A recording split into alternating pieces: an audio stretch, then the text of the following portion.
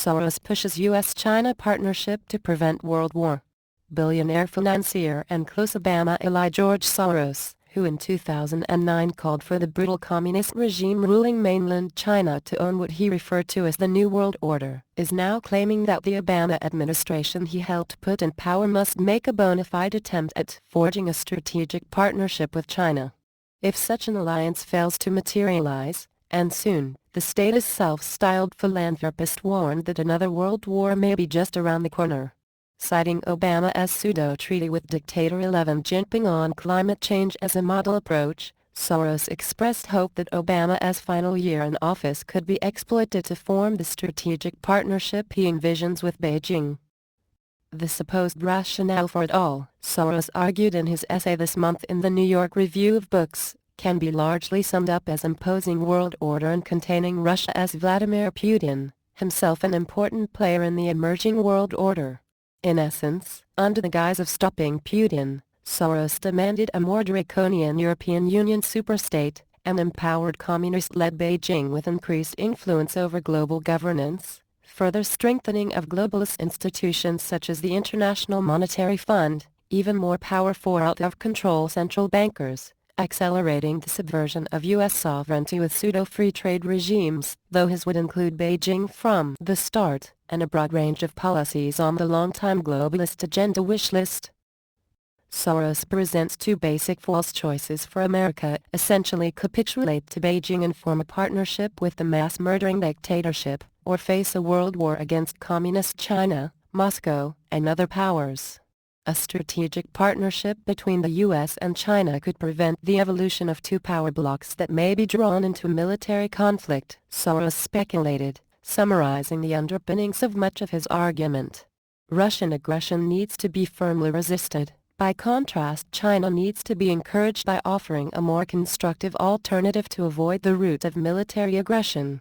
A key point strategically omitted by Soros, of course, is that Beijing and Moscow are already very close allies and have been since Stalin helped Mao enslave China, including during the phony Sino-Soviet split exposed as strategic deception by KGB defector Anatoly Golitsyn and others. While Soros' latest comments may sound bizarre and outlandish in isolation, they become even more alarming when considered in the context of the Rothschild dynasty protégé's previously expressed views on the role of Communist China in the emerging world order.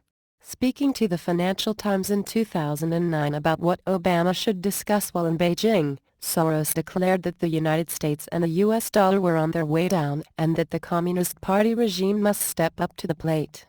"I think you really need to bring China into the creation of a new world order, financial world order," he said. "I think you need a new world order, that China has to be part of the process of creating it and they have to buy in, they have to own it in the same way as the United States owns the current order." Let that sink in. It was hardly a slip-up.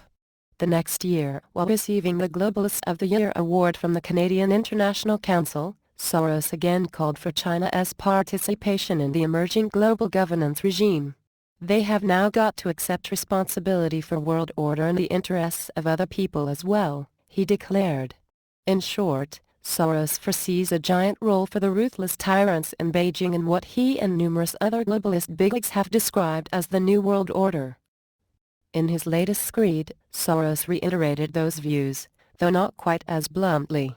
Complaining that instead of a global order we have to speak of global disorder, the hedge fund boss laments the fact that statist economist John Maynard Keynes' proposed truly international currency ended up losing out to the US dollar after World War II.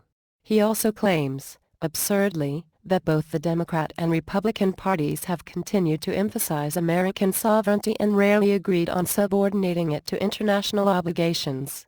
The truth is almost the exact opposite, as the establishment wing of both parties have been working furiously to surrender U.S. sovereignty for generations to the UN, regional free trade schemes, NATO, and other globalist bureaucracies. However, if Soros and his ilk, from Moscow and Beijing to London and D.C., end up getting their way, the global order they envision will soon be a reality. The dream of a truly international currency run by the International Monetary Fund, too, will still ultimately come to fruition, and China's barbaric Communist Party will have a major role and voice in the process unless action is taken to stop it. In fact, in his latest essay, published on June 9, Soros articulated his desire to reduce the influence of the U.S. government and other Western powers at the IMF, now openly being groomed to take on the role of global central bank and hand that influence to Beijing. The IMF has abandoned its commitment to the Washington Consensus, but the controlling shareholders of the Bretton Woods institutions, the US, the UK, France, and Germany among them, are unwilling to relinquish their voting control by increasing the representation of the developing world, Soros claimed. In defiance of the facts, only the U.S. Congress is stopping it right now, as Obama and all other major powers are on board. This is very short-sighted on their part because it does not recognize changes in the relative weight of various economies and particularly the rise of China. Soros also touts in his essay the IMF's proto-global currency known as special drawing rights, SDRs, demanding that the Chinese yuan, RMB, be included in the basket of currencies that make it up. Of course, Putin and his Russian government have long pushed the exact same agenda, and Putin is one of the chief promoters of the reforms Soros touts, ironically, as a way to contain Moscow. The only obstacle standing in the way of those drastic reforms: doubling the funds of the IMF, expanding its powers, surrendering Western influence to Third World regimes, and more, are U.S. lawmakers. They are facing international globalist pressure to surrender U.S. leverage over the IMF to empower Beijing, Moscow, and other regimes, with IMF boss Christine Lagarde even offering to belly dance. On the economy, Soros also willfully distorts the truth, framing the increasingly statist U.S. government as some sort of fervent promoter of free markets. By allowing financial capital to move around freely, the Washington Consensus also allowed capital to escape taxation and regulation, the financier claimed.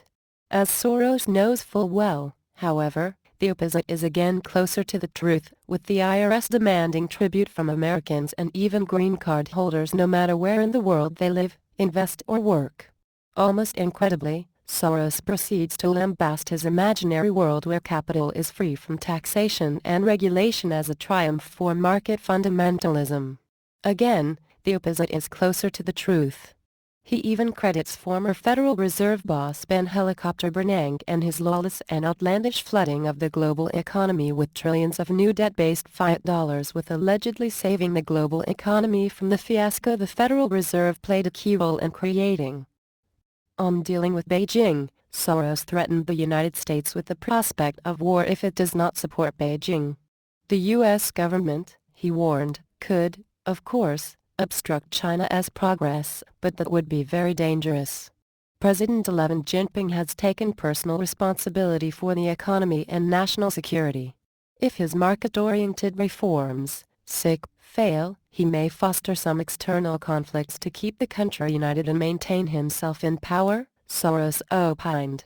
This could lead China to align itself with Russia not only financially but also politically and militarily. In that case, should the external conflict escalate into a military confrontation with an ally of the United States such as Japan, it is not an exaggeration to say that we would be on the threshold of a Third World War. Both the U.S. and China have a vital interest in reaching an understanding because the alternative is so unpalatable, Soros continued. The benefits of an eventual agreement between China and the U.S. could be equally far-reaching. Recently there has been a real breakthrough on climate policy on a bilateral basis. By taking the non-binding representations and promises made by the two countries, at face value, the agreement has made more credible some recent efforts to bring climate change under control. If this approach could be extended to other aspects of energy policy and to the financial and economic spheres, the threat of a military alignment between China and Russia would be removed and the prospect of a global conflict would be greatly diminished. That is worth trying. Soros' reference to the agreement forged by Obama and 11 should sound even more alarm bells, especially because the big government promoting financier cites it as an approach that could be extended to everything from energy to finance. That climate scheme between Obama and 11, signed last November, was, first of all, never presented to Congress for approval, much less formal ratification by the Senate. Yet, in the deal, Obama, behaving more like a third-world despot than an American president, unilaterally pledged to slash the CO2 emissions of Americans by more than 25% from 2005 levels by 2025, with all of the economic sacrifice and loss of liberty that would entail. The communist dictator ruling China, meanwhile, who misrules the economy that produces the highest levels of carbon emissions worldwide, would be expected to force the Chinese people to stop increasing their CO2 output by 2030. A more ludicrous agreement would be hard to imagine. To his credit, Soros does hint at the Beijing regime's ruthless totalitarianism.